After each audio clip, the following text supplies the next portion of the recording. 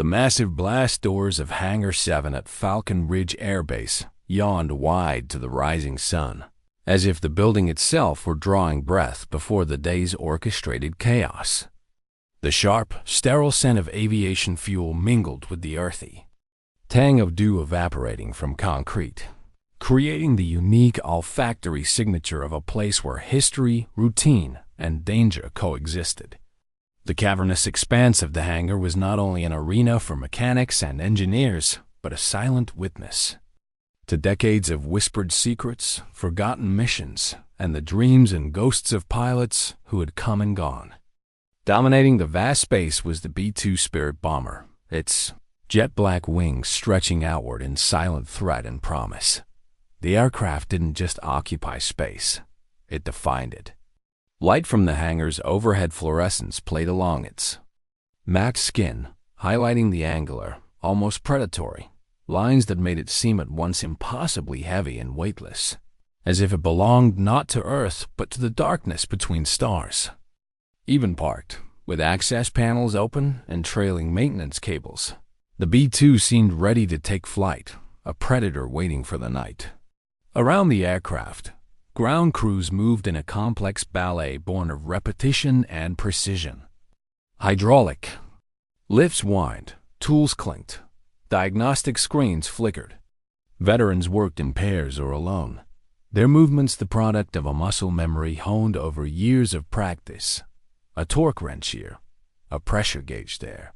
Each person was acutely aware that their diligence could mean the difference between a safe return and a folded flag sent home to a family. The morning's rhythm was familiar, but a current of anticipation ran beneath the surface, disrupting the usual banter. Tech Sergeant Rodriguez, perpetually calm under pressure, passed a wrench to Airman Davis, who was half submerged in the B-2's intricate fuel system. Rodriguez's eyes darted between the job at hand and the office door, where a new mystery was about to walk in. "Did you hear about the inspection today?" Rodriguez asked, swiping sweat from his brow with a sleeve already stained from hours of work. Davis, wiry and sharp-eyed, but not yet dulled by routine, rolled his eyes with a practiced disdain. "Another one? Weren't the auditors just crawling all over us last month?" Rodriguez only grunted, glancing at the schedule posted on the wall, where someone had already scrawled, "God help us," next to the word inspection. This one's different. Civilian contractor from D.C., systems specialist, or so they say. A ripple of sardonic laughter ran through the nearby mechanics. In a world ruled by military chain of command, contractors were an alien species, often brilliant but just as often hopelessly out of their depth. It was easy to make sport of the desk jockeys, who, rumor had it, were more familiar with PowerPoint than power tools. The jokes about pencil pushes, about government red tape, about clueless bureaucrats were as much a shield against monotony as a test of camaraderie. Then, with the subtlety of a dropped wrench in a cathedral, the side door swung open. For a heartbeat, sunlight poured in, blinding and absolute, and all conversation faltered. Silhouetted in the glare stood a woman alone, her frame outlined in gold. No uniform, no rank, no insignia to announce who she was or why she was here. She stepped inside mid-30s, lean and composed, wearing a simple unmarked flight suit. Her stride was unhurried, her face unadorned by makeup or expression, her brown hair pulled into a functional knot. Over her shoulder hung a battered kit bag, in her hand a sleek tablet. There was a grace to her movement, an ease in the way she scanned the cavernous space, as if she were both new to the place and entirely at home. "That's her?" Davis whispered, voice barely audible above the hum of machinery. "Doesn't look like much. Probably never even touched a real bird," Rodriguez muttered, but his tone had lost some of its edge. Her visitor badge read simply, Reynolder. She paused just inside the door, letting her eyes adjust, then began a slow, methodical circuit of the hangar, stopping here and there to make notes on her tablet. She examined the B-2 from every angle, scrutinizing the ground equipment, the fuel, carts, even the worn floor beneath the nose wheel. If she noticed the stares or heard the whispers, she gave no sign. When she reached the fuel bay where Davis was working, she paused, watching. Davis felt a prickle at the back of his neck. Scrutiny from a stranger always felt different, somehow heavier. "Something I can help you with, ma'am?" he asked, the sarcasm obvious. "Just documenting," Rain answered, her voice as quiet and steady as her movements. She didn't smile, didn't blink, didn't try to ingratiate.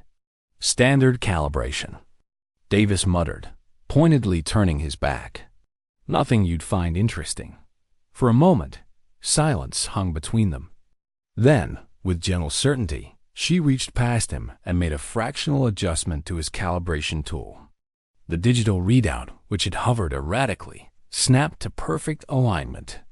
Davis blinked, caught off guard. "How did you?" "Experience," she said, moving on before he could ask more. Across the hangar, Staff Sergeant Wilson watched the exchange, his brows drawn in thought. After Rain moved on, he wandered over.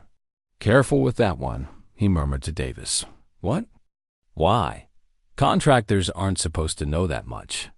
Not about this aircraft. Not about that procedure." Wilson's eyes never left Rain, who was now inspecting the B-2's radar array with a focus usually reserved for true believers and old friends. As the morning wore on, Rain continued her silent sweep. The mechanics, their bravado dimmed, found their attention drawn to her. She never interrupted, never corrected, just observed and, occasionally, made the smallest, most precise suggestion, each time improving the process in ways that even the most experienced crew chiefs hadn't considered. During the break, the crew chief pulled up her personnel file on the secure terminal. It was shockingly thin. Name: Systems Consultant. Civilian contractor. No dates. No previous assignments. No qualifications. "That's it?" Rodriguez asked, incredulous.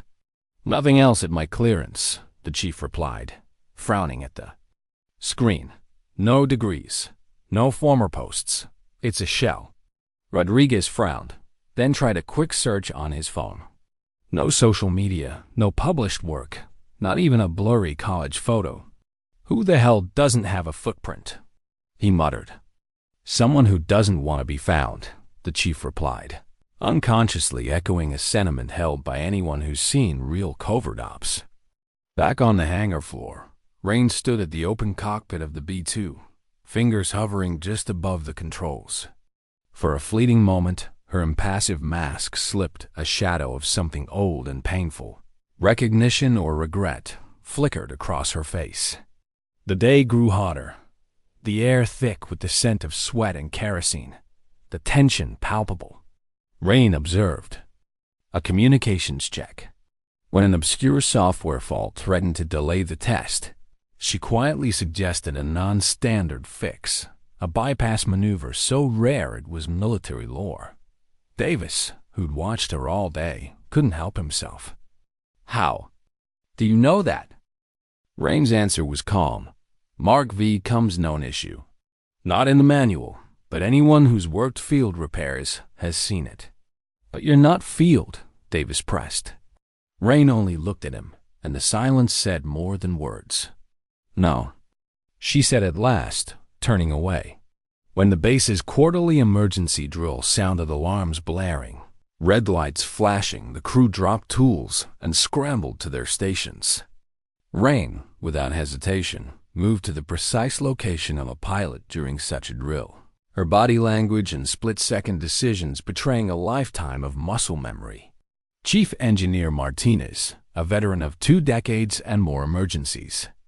Then he cared to remember, watched her, the way she moved, the way she noticed small things, the tension in a hydraulic line, the timing of a system reboot. It was more than knowledge. It was instinct. After the drill, he slipped into the office and searched the archives. Deep in classified territory, he found a fragment, a black and white image of a pilot, helmet off, sweat-streaked, smiling before a B-2. The name was redacted. Operation Black Dawn. Personnel file, sealed by Air Command. Martinez stared at the image, at the lines of her jaw, the set of her mouth. Then he looked through the window at Rain. What secret did she carry that required so much silence? By late afternoon, word had spread. Senior staff grew tense. The younger mechanics picked up on the mood, their jokes trailing off into wary silence. Rain noticed, of course. She always noticed. Her route around the hangar shifted, her posture grew guarded, her eyes colder. Even her notes seemed less about aircraft and more about escape. As sunset approached, Rain lingered at the B-2's engine nacelle, her gloved hand tracing the edge. In that moment, she looked not like an auditor, but like a priestess at a shrine. The mechanics, catching the strange solemnity of the gesture, watched in silence. The next morning, Rain arrived precisely on time. No smile, no small talk or manner, was all business, all control. The shift in crew attitude was immediate. Rodriguez, who had mocked her, now stood a little straighter. "Morning, ma'am," he said, half salute in his voice. "Sergeant, what's the latest on the hydraulic pressure in the starboard system?" Rain asked, her tone neutral. Rodriguez, startled, gave the precise number. But, that's not really something we include in the audit." Rain scribbled a note. Consistency in pressure is a leading indicator of system health. Elsewhere, Davis was running diagnostics when Rain appeared at his side. She watched, then pointed to an error code. Auxiliary relay tends to overheat. In this configuration, try routing through the secondary. Davis hesitated. "Ma'am, that's not authorized." "Not yet," she said, with the tiniest trace of a grin. He paused, wrench in hand, then did as she suggested. The system stabilized. Around them, other mechanics were beginning to realize the depth of her knowledge. Chief Martinez, after another sleepless night digging into Black Dawn, approached Rain mid-morning. "Miss Calder," he said, voice low, "you know these birds too well for a consultant." "I study the technical specs," she said without looking up. "No," Martinez insisted. "You move like a pilot. You ask the questions only, Vade. Think to ask." For the first time, her composure cracked. A flicker of respect, maybe even sadness in her eyes. "I take my work seriously. In 20 years, I've only seen that level of understanding in someone who's flown these." She met his gaze, then turned away. Martinez, though, knew he was right. Meanwhile, Wilson was on the phone with a Pentagon buddy. Rain Calder, consultant, B-2, something's off. His friend's reply was instantaneous. "Wilson, walk away. Forget her. Don't even say the name." Back in the hangar, Rain was inspecting the ejection seat. Wilson approached. "You know, those systems are classified. No contractor has clearance." "I have clearance," she replied. "Do you?" Wilson pressed, showing her his blank phone. "Because nobody can verify you." Rain's face revealed nothing. At that moment, the world inside Hangar 7 changed in the space of a single footstep. The rumble of routine work-distant drills, the metallic clang of tools, the low murmur of engine diagnostics was punctured by the unmistakable sound of boots with purpose. Colonel Harrison entered, his presence a force field that instantly stilled every hand, every tongue, every wandering glance. He didn't storm in. That wasn't his way. He moved with the assured, deliberate gait of a man who had built his career on discipline and calculated authority, his posture rigid as an iron beam, his gaze sharp enough to cut through the armor of pretense. On either side of him, 2 intelligence officers in dark, nondescript suits matched his stride, their expressions unreadable, the sort of people whose very job was to see everything and say nothing. They wore their secrets like a second skin. eyes scanning the vast space, quietly mapping every movement, every shadow, every out-of-place bolt, and every wary mechanic. It was as if someone had pulled a cord, drawing every person tight with a sudden jolt of anticipation and anxiety. Laughter died on lips. Even the air itself felt denser, charged with something that felt almost electric. The ground crew moments ago, absorbed in banter and the grind of machinery, now found themselves transfixed, their attention pulled as surely as gravity toward the new arrivals. Rodriguez, who just seconds before had been recounting a story from a previous deployment, caught himself mid-sentence, words dissolving in the sudden hush. Davis, still bent over the access panel, felt the fine hairs on his arms stand on end, as if his body recognized before his mind did that something significant was about to unfold. Staff Sergeant Wilson straightened unconsciously, the easy slouch of camaraderie replaced by a posture of alert professionalism. Colonel Harrison had a reputation that spanned far beyond the boundaries of Falcon Ridge Air Base. He was a man whose silence spoke more than most men's words, whose rare smile was more intimidating than his frown. In the briefing rooms, stories circulated about his time in the field, stories never officially confirmed, but always whispered with respect and sometimes fear. He'd served in places most of his men would never see, made decisions that changed the course of careers, missions, and perhaps even lives. He understood the weight of command, understood that sometimes, to protect the many, you had to carry secrets so heavy they could bend a man's soul.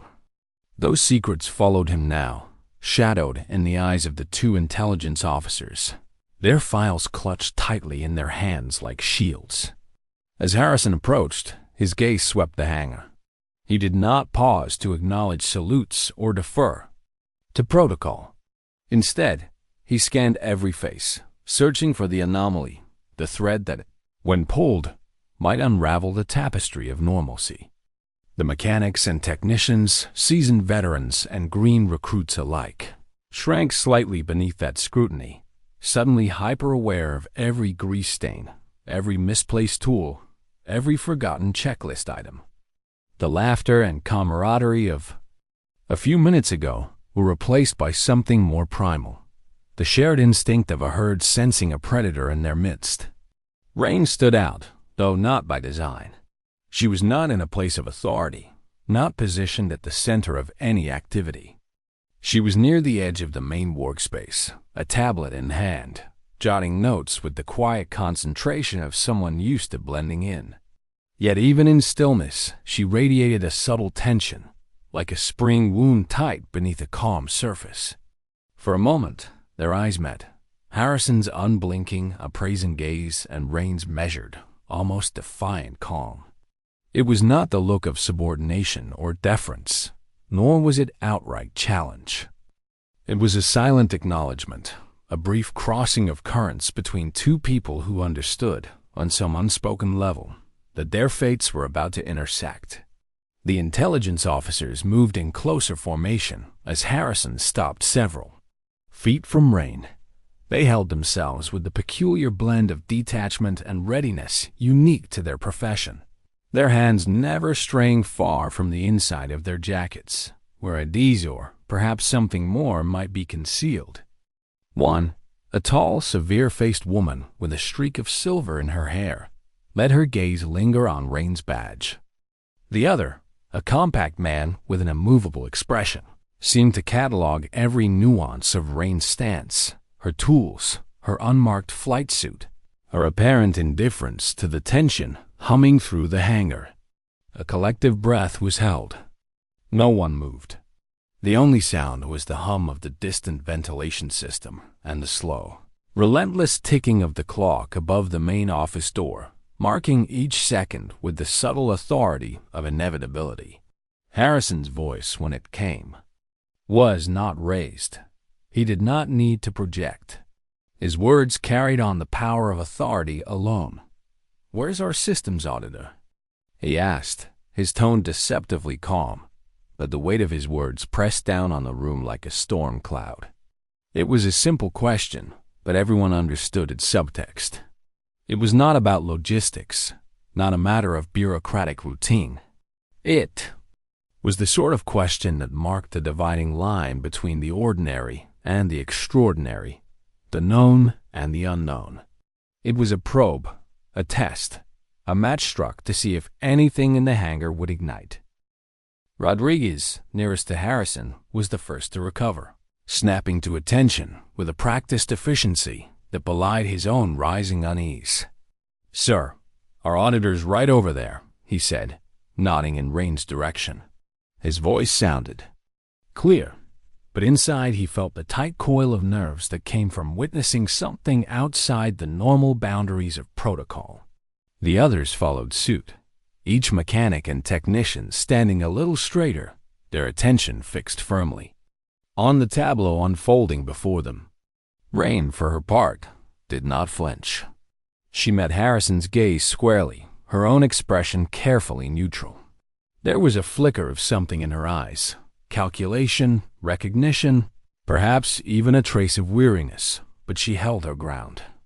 The tablet in her hand did not tremble, her breath did not quicken. If she felt the eyes of an entire hangar upon her, she gave no sign. For a brief instant, the two intelligence officers exchanged a look, a silent communication that spoke of protocols and contingencies, of files reviewed and questions left unasked. Harrison took a single step closer. The move was subtle, but its effect was profound. It closed the gap between authority and inquiry, between suspicion and revelation. The officers shadowed him, ready for anything, an answer, a confrontation, a revelation that would demand their intervention. The mechanics watched with the anxious fascination of spectators at a high-wire act.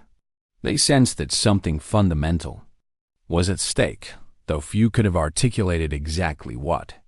Was it simply another inspection, another bureaucratic flex?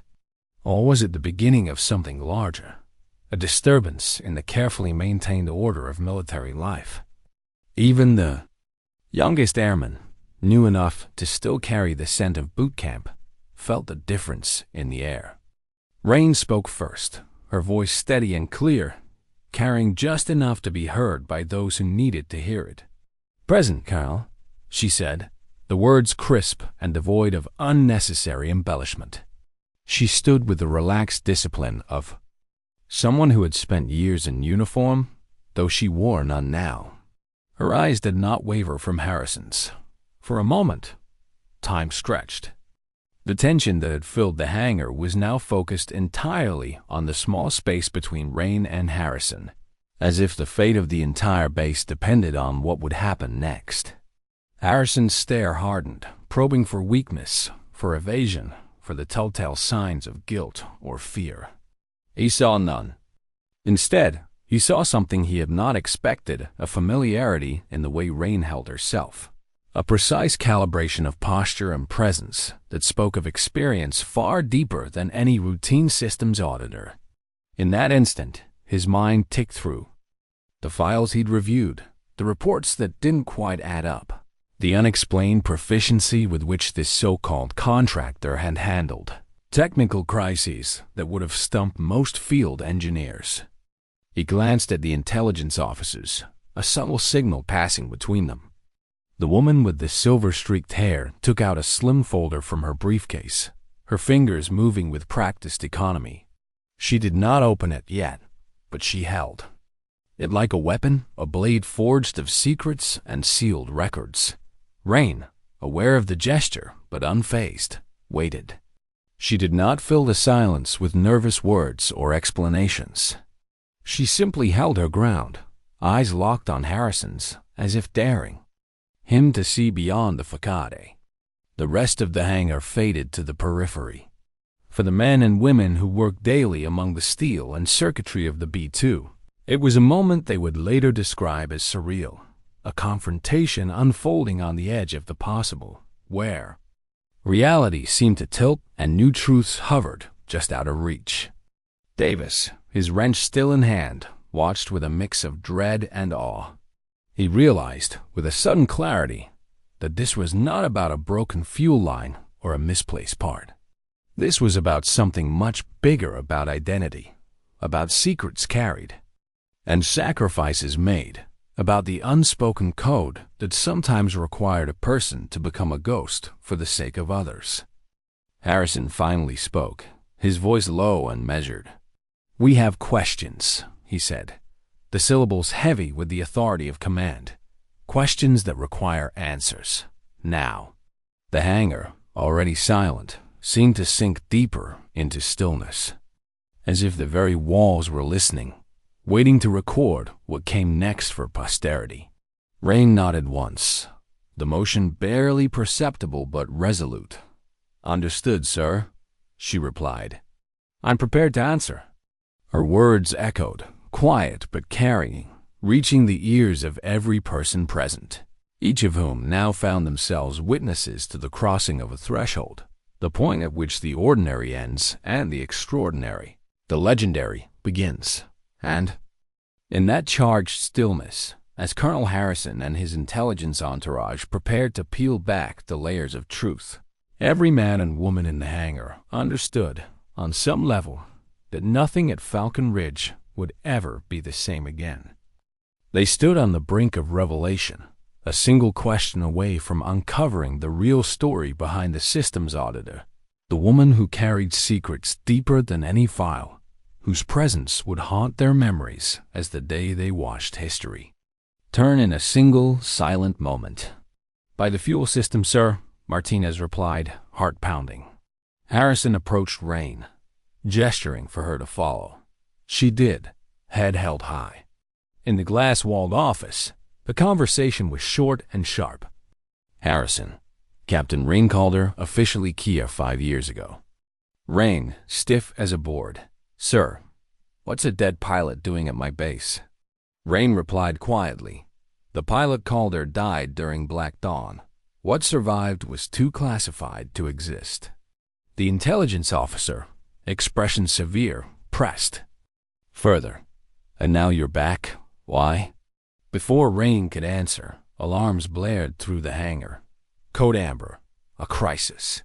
Harrison received a message: 40 Rangers trapped overseas, primary pilot down.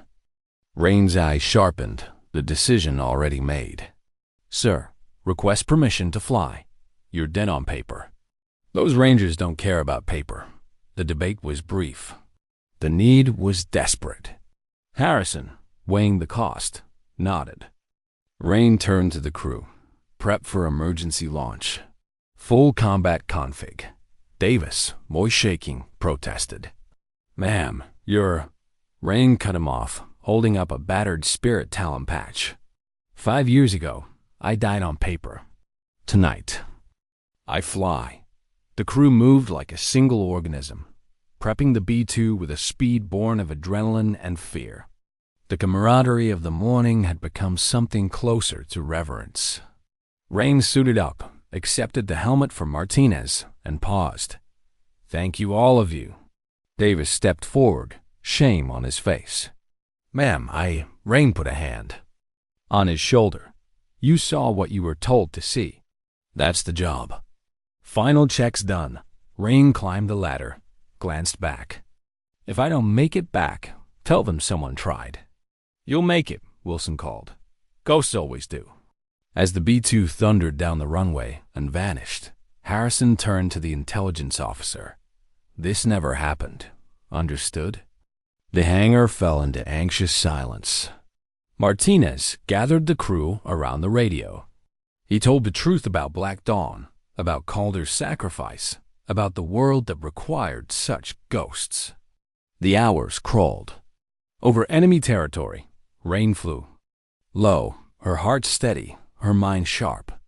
She found the Rangers, painted targets, loosed her weapons, and banked away as explosions rocked the earth. The radio crackled. "Spirit 7, hostiles neutralized. You saved us." "Just doing my job," Rain replied.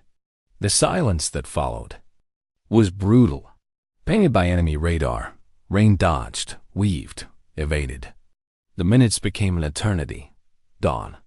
Falcon Ridge, Spirit 7, requesting landing clearance. The hangar erupted in cheers.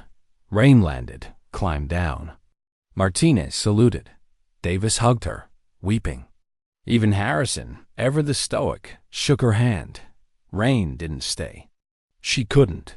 She was gone before the crew had finished debriefing, vanished. Into a world of new identities, new assignments, new secrets. Weeks later, rumors became legend. Other bases. Other missions. Always a woman who knew too much. Fixed what couldn't be fixed. Disappeared before anyone could thank her. One night, at a tiny base on the other side of the world, a group of mechanics swapped ghost stories. Someone swore that if you worked late enough, you'd see her, a figure in a flight suit, checking your work, making sure everything was perfect. And somewhere, in a dark office in Washington, Rain received her next set of orders, her next alias. She packed her bag, checked her tools, and smiled, just a little. Because some heroes live and die in the light, but others keep watch in the shadows, protecting a world that will never know their names. And when the impossible was needed, the Ghost Talon always answered the call.